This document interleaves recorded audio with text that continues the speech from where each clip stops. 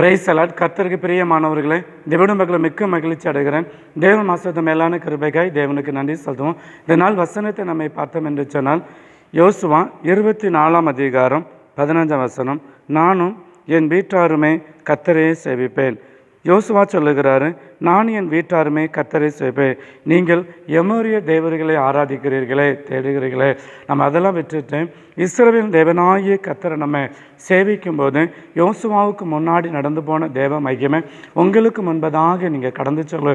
யோசுவா இஸ்ரவேல் ஜனங்களை எவ்வளோ பயபக்தியோடு கூட கர்த்தர் நடந்தாலும், இதே போல் நீங்களும் உங்கள் பிள்ளைகளும் உங்கள் வீட்டாரும் கர்த்தருக்கு பயபக்தியோடு கூட அவருக்கு பின்னாடி நடக்கும்போது உங்கள் வழியில் இருக்கிற எல்லா தடைகளை மாற்றி கர்த்தர் உங்களை ஆசீர்வதிப்பாராக. ஜெபம்.